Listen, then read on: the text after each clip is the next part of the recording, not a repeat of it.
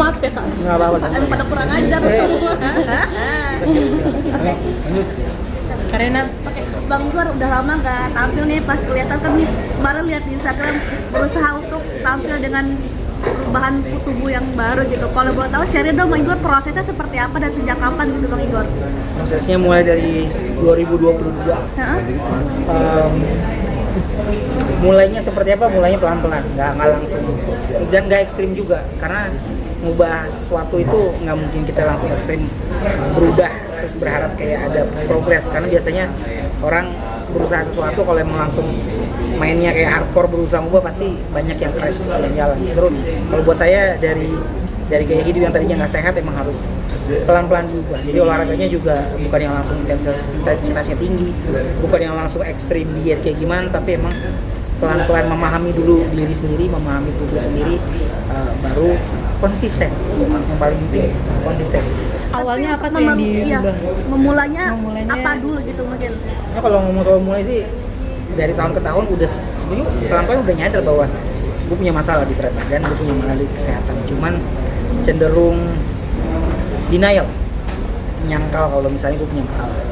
Banyak sih faktornya kak, antara kayak gue punya anak, ada 3, anak yang paling kecil tuh baru 5 tahun. Udah kerasa lah, misalnya udah usia kepala 4 nggak bisa ngejar anak sendiri, nggak bisa main sama anak. Kalau jalan-jalan bareng sama keluarga, misalnya kita kemana gitu, let's say di mall aja gitu, masuk mall gue selalu pengen langsung nyari tempat buat duduk. Jadi kayak orang yang lain senang, happy ngeliat tempat yang fun gitu, atau mungkin ke amusement park, ke taman bermain, ke luar negeri, semua senang pengen lihat ini itu, tapi guenya bawaannya pengen cepat duduk, pengen cepat istirahat, gampang sakit. Salah satu faktor yang kerasa juga adalah 2 tahun lalu tuh gue pernah lagi duduk nyantai, smartwatch ini ngasih tahu ini lagi duduk nyantai nggak ngapa-ngapain, heart rate gue 115, nggak ngapa-ngapain. Jadi itu kayak berarti jantung tuh bekerja keras banget. Jadi itu satu poin dimana gue sadar nanti nih kalau anak gue tambah dewasa, tambah besar, mereka ngelewatin momen-momen penting di hidup mereka, entah mereka lulus sekolah, lulus kuliah, menikah, punya anak. Pertanyaannya, apakah gue masih ada? Apakah gue bisa menikmati momen itu dengan kondisi sadar, sehat? Atau jangan-jangan gue udah gak ada? Nah, semua faktor-faktor ini yang masuk bikin gue ngambil keputusan bahwa udah saatnya gue bener-bener sadar kondisi gue seperti apa dan pelan-pelan. Mas Igor, tensi normalnya berapa sih? Si jantung kita tadi kan bilangnya 115 cukup tinggi ya? Wah, itu kalau normalnya berapa sih? Nggak normal, itu gue lupa berapa, karena waktu itu gue ke dokter gizi dan sempat dicek tensinya tinggi banget. Tapi sekarang tensi udah normal. Jadi berapa tuh? 120-80 udah bener-bener kayak orang normal. Nih kalau misalnya gue lagi nyantai nggak ngapa-ngapain, heart rate itu bisa 80-an. Kalau gue pakai ini sambil ketiduran gitu, pas gue cek bangun ternyata sepanjang tidur heart rate udah 70-an. Kondisi badan juga ya, kalau memang kita udah obesitas morbid, mau kita turun berat badan, kulit nggak segampang itu bisa balik. Tapi di balik ini semua, naik tangga, jogging, lari, beban semua nggak ada masalah. Mas Igor, berarti awalnya penerimaan diri dulu ya, maksudnya memvalidasi kemudian baru merubah pola makan. Karena kalau memang kita punya problem dengan habit yang memang nggak baik, kadang-kadang kita nggak mau ngaku dulu, aku baik-baik aja, gue nggak segede yang orang bilang gitu. Cuman makin gue nggak mau terima kenyataan itu, dia makin jauh untuk bisa gue benerin.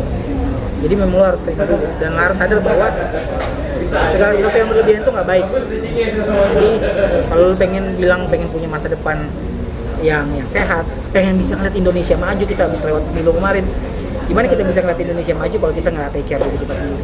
Awalnya itu mencoba makan teratur dulu atau mungkin langsung mengurangi Jujur kalau makanan? makan sama kayak kebanyakan orang, jujur nggak segampang itu, karena di sini soalnya kalau makan buat gue, mungkin tiap orang beda-beda. Tapi kalau buat gue yang untuk rutin adalah gue harus lewatin mental block dulu untuk aktif bergerak. Jadi gue olahraga. Tapi olahraga gue bukan yang langsung ekstrim, olahraga yang berat itu yang orang bikin. Yang gue cari itu ya gue pakai teknologi juga. Aku bikin lagu online, masa gue nggak pakai online?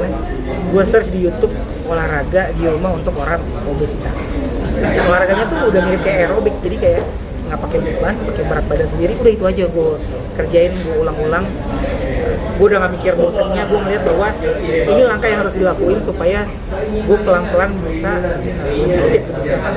Nah selama itu gue jalanin sebulan 2 bulan, udah kerasa ini udah makin ringan. Kayaknya gue bisa pakai beban juga yang gue pertama pakai itu beban yang ringan 2 kilo, 4 kilo. Lama-lama baru mulai dengan berani ngambil beban yang lebih berat, ngangkat beban yang lebih banyak. Nah kalau misalnya kita udah ngerasain sendiri efeknya, secara mental juga pikiran tuh lebih clear. Jadi keputusan untuk kayak oke, gue mau mulai makan bener lebih gampang karena kita udah rasain sendiri. Jujur kalau gue disuruh langsung mulai dengan makan, yang ada gue malah stres. Tapi waktu gue mulai dengan olahraga yang gak berat, yang bisa konsisten, aliran darah, kondisi tubuh, pernapasan semua pelan-pelan berangsur-angsur bener. Nah waktu itu semua bener, baru gue punya modal untuk next stepnya apa, gue benerin lifestyle gue dan makanan. Nggak untuk maintain Sih bisa makan nasi, maksudnya nasi nggak perlu ditakutin sih, karena menurut gue orang kan bilang nasi bahaya, ya semua juga kalau kebanyakan juga bahaya sih. Cuman mungkin jawabannya terdengarnya teknis, banyak hal-hal yang kita bisa pelajari atau kita tanya ke dokter gizi mungkin paling benar, karena dokter gizi yang biasanya akan ngecek kondisi tubuh kita kayak gimana, habit makan kita kayak gimana, dia akan bantu nyariin menu yang tepat buat kita supaya kita tetap bisa defisit kalori tapi nggak terlalu berat, karena disesuaikan dengan kita bisa makan apa, kita sukanya makan apa gitu, supaya disesuaikan. Kayak Igor berawal dari awalnya dijebak sama istri hingga ke dokter gizi itu seperti apa sih Kak Igor? Wah, jadi emang istri gue emang dari dulu udah sehat. Dia suka rajin ke dokter gizi karena kebetulan dokter gizi kita tuh Dr. Feni Nugraha itu satu gereja, satu kelompok sel gereja. Jadi dia emang udah sering datang ke sana karena dia emang pengen memantau dirinya, karena istri gue tuh emang aktif banget. Dia pole dancer. Gue juga udah disuruh ke sana, tapi gue selalu nolak.